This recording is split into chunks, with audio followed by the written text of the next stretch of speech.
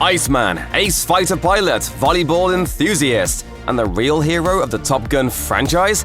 It might not be as crazy as it sounds.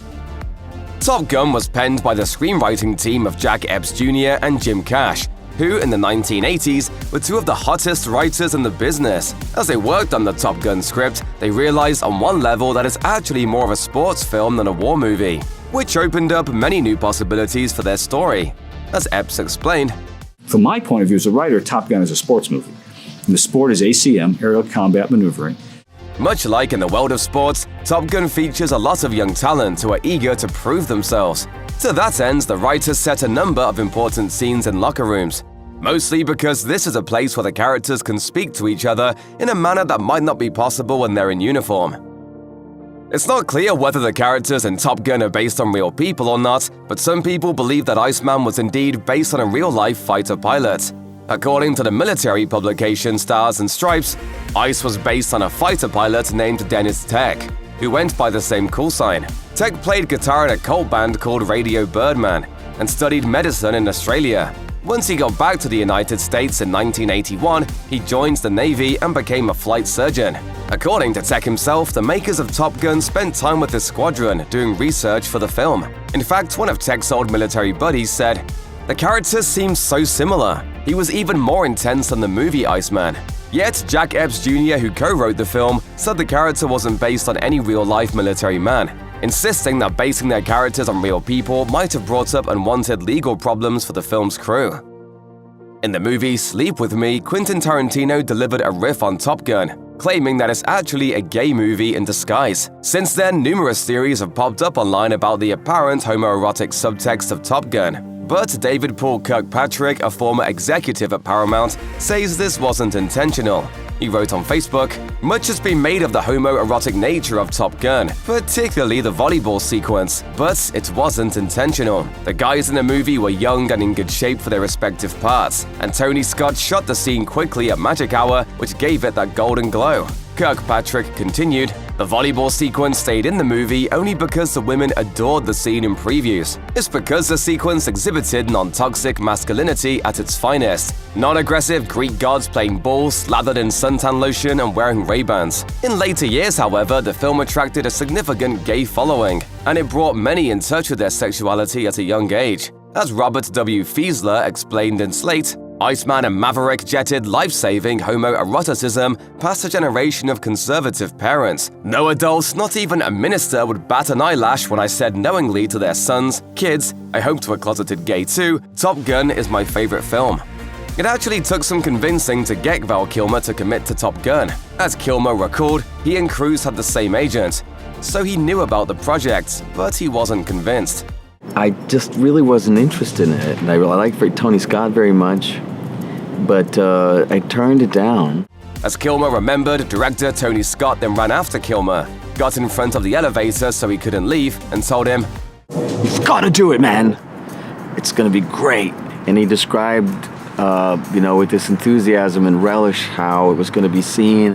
Kilmer was finally won over by his enthusiasm, although a number of contractual obligations to Paramount helped things along.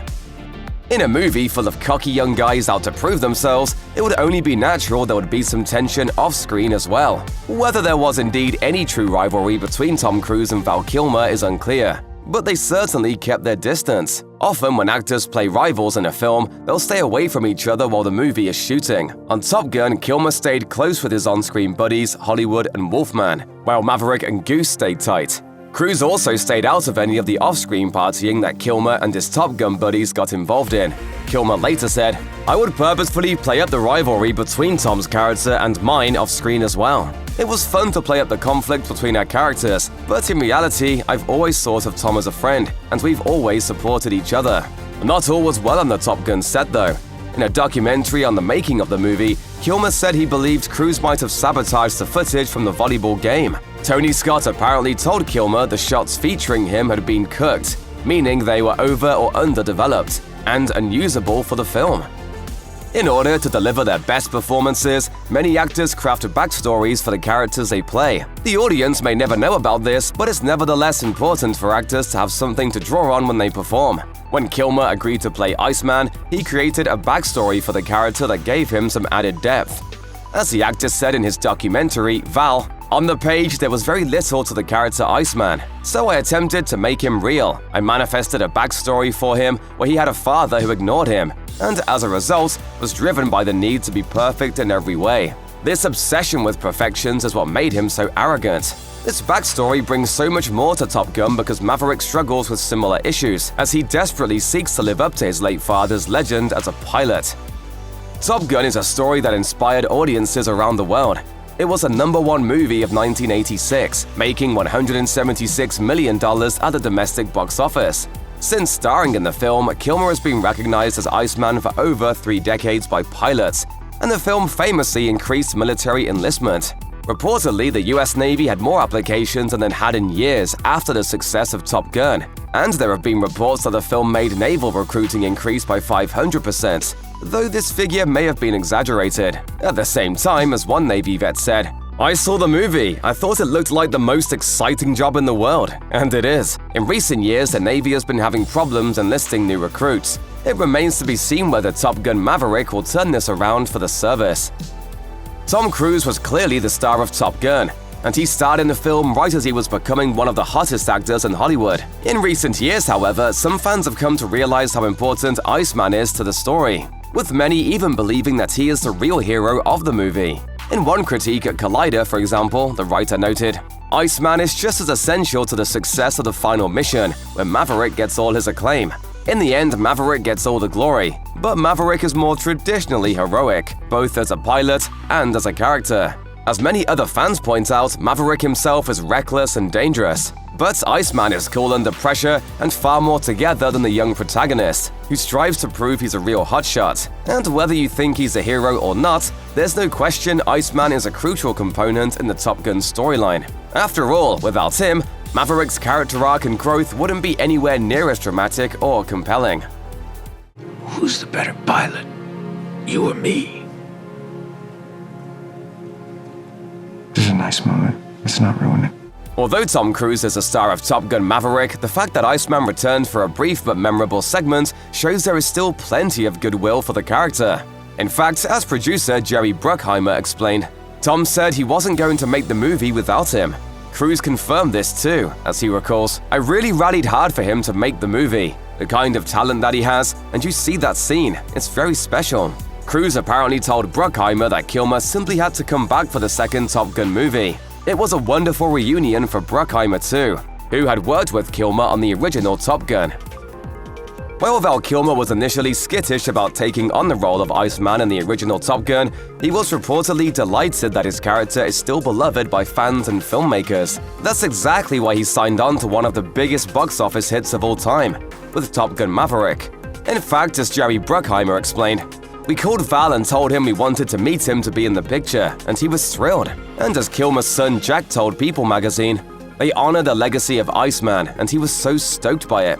When Jack and his sister Mercedes went down to the San Diego Naval Base where Maverick was shooting, real-life Navy pilots came up to them and told them that Top Gun had inspired them to join the armed forces.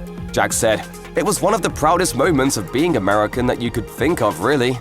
Against all odds, especially with Kilmer's speaking voice being so badly damaged, Kilmer's scene with Cruise in Maverick makes it one of the movie's most powerful moments. Kilmer later said that when Iceman and Maverick hug in their scene together, it was straight from the heart. "I love Tom."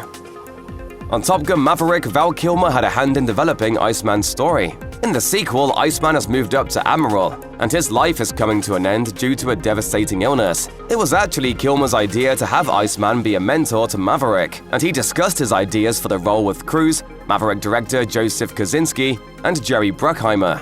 At first, Kilmer types out his dialogue to Cruise. Then he finally speaks, telling him, "The Navy needs Maverick." Watching the finished segment of Maverick and Iceman together, Kilmer recalled, "I was very moved the first time I saw it. Almost 40 years is a long time for a reunion." The door was always open for Iceman to return in the second Top Gun film. The problem was that Val Kilmer had survived a diagnosis of throat cancer and now has trouble speaking as a result. But with the help of today's technology, Kilmer was able to return to Top Gun. Kilmer worked with a company called Sonantic, who created an AI voice that was put together from hours of footage of Kilmer speaking in movies. These recordings were then run into algorithms to create a new voice for the actor. As an executive at Sonantic said, "In the end, we generated more than 40 different voice models and selected the best, highest quality, most expressive one. In the future, other actors will be able to recreate their voices like this as well."